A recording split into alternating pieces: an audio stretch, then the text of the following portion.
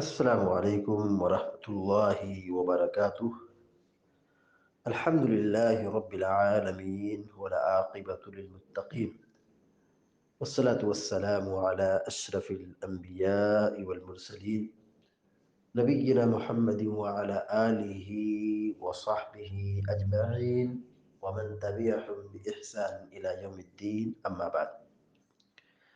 فقال الله عز وجل: أعوذ بالله من الشيطان الرجيم: ولو أنهم آمنوا واتقوا لمثوبة من عند الله خير لو كانوا يعلمون. سورة البقرہ کی آیت نمبر 103 ابھی آپ کے سامنے تلاوت کی گئی ہے۔ اللہ تبارک و تعالیٰ فرماتا ہے: وَلَوْ أَنَّهُمْ آمَنُوا وَاتَّقَوْا، اگر یہ لوگ ایمان لاتے، واتقوا اور تقوی اختیار کرتے، لَمَثُوبَةٌ مِّنْ عِنْدِ اللَّهِ خَيْرٌ، تو اللہ تعالیٰ کی طرف سے بہترین ثواب انہیں ملتا۔ لَمَثُوبَةٌ مِّنْ عِنْدِ اللَّهِ خَيْرٌ، انہیں اللہ کی جانب سے بہترین بدلہ اور بہترین ثواب ملتا ہے۔ بہترین بدلہ اور ثواب کیا ہے؟ آخرت میں جنت ہے۔ لو کانوا یعلمون، اگر یہ لوگ جانتے، اگر یہ لوگ علم رکھتے۔ یہاں اللہ رب العالمین یہودیوں کے متعلق یہ بیان دیا ہے کہ اگر یہ لوگ شرک اور کفر سے اور جادو سے محفوظ رہتے، جادو کو چھوڑ دیتے، کفر کو چھوڑ دیتے، شیطان کی عبادت کو چھوڑ دیتے، توحید قبول کرتے، ایمان لاتے اور تقوی اختیار کرتے، یعنی اللہ تبارک و تعالیٰ نے جن چیزوں کے کرنے کا حکم دیا ہے اس کو بجا لاتے، فرائض اور واجبات، حقوق اور معاملات، اور جن چیزوں کو اللہ تعالیٰ نے منع کیا ہے ان سے بعد آ جاتے، گناہوں کو چھوڑ دیتے، تو ان کے لیے دنیا و آخرت میں خیر ہوتا، آسانی ہوتی، رحمت کا نزول ہوتا، اور بہترین ثواب اور بہترین بدلہ اللہ تعالیٰ کی جانب سے ان کو حاصل ہوتا ہے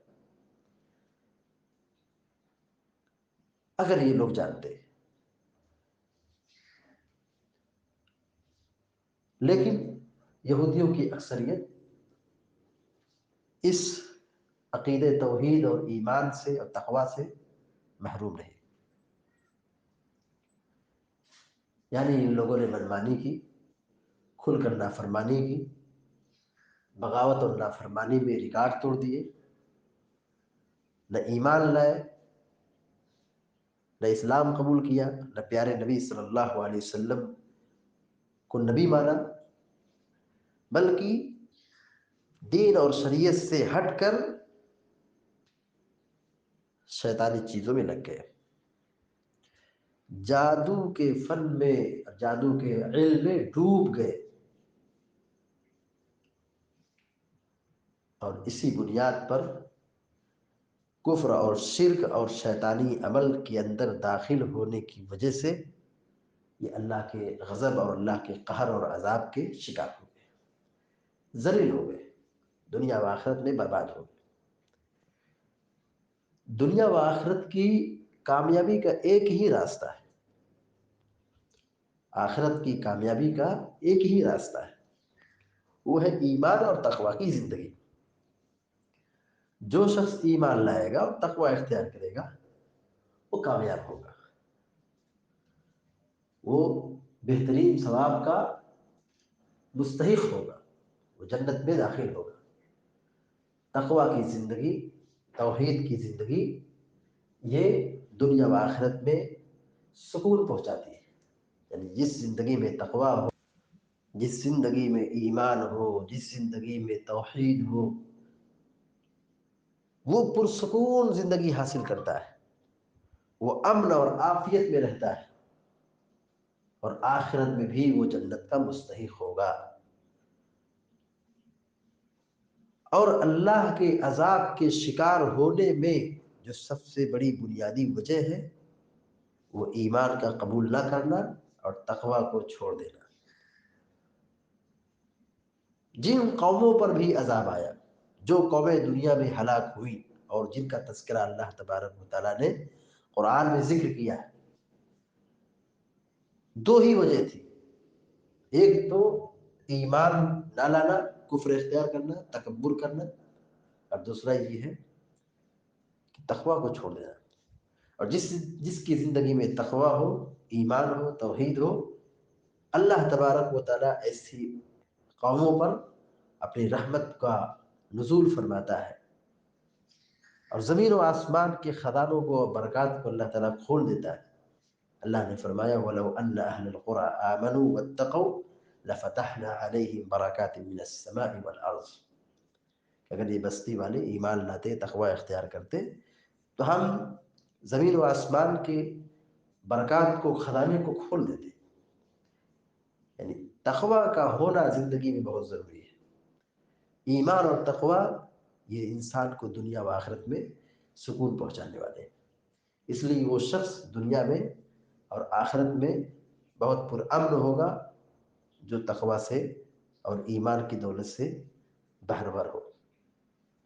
دولت ہو کہ نہ ہو، کرسی ہو کہ نہ ہو، شہرت ہو کہ نہ ہو، نام و نشان، نام اور شہرت ہو یا نہ ہو، اس سے کچھ نہیں ہوتا ہے۔ حقیقی سکون اور حقیقی کامیابی اسی توحید اور اسی تقوی میں ہے۔ تو اللہ تبارک و تعالیٰ نے یہاں پر دو چیزوں کو ذکر کیا ہے کہ اگر یہ لوگ ایمان لاتے اور تقوی اختیار کرتے، تو ایمان تقاضا کرتا ہے کہ ہم اللہ تعالیٰ سے ڈریں، اس کا خوف اپنے دلوں میں بسائیں، اور وہ کام کریں جس سے اللہ راضی ہوتا ہے، اور وہ کام نہ کریں جس سے اللہ ناراض ہوتا ہے۔ یہ چیز اگر ہماری زندگی میں آ جائے تو زندگی آسان ہے، زندگی پرسکون ہے، اس دنیا کے اندر بھی سکون ہے، راحت ہے، اور پھر مرنے کے بعد بھی اللہ تعالیٰ نے جنت بنا رکھی ہے۔ تو جنت ان لوگوں کے لیے ہے، بہترین زندگی اور بہترین ثواب اور بہترین ٹھکانہ ان لوگوں کے لیے ہے جو ایمان لائے، تقوی اختیار کیے، اور جو ایمان اور تقوی نہیں لائے ان کے لیے بہترین زندگی نہیں ہے، بہترین ثواب نہیں ہے، ان کے لیے تباہی ہے، ان کے لیے بربادی ہے، ان کے لیے عذاب ہے۔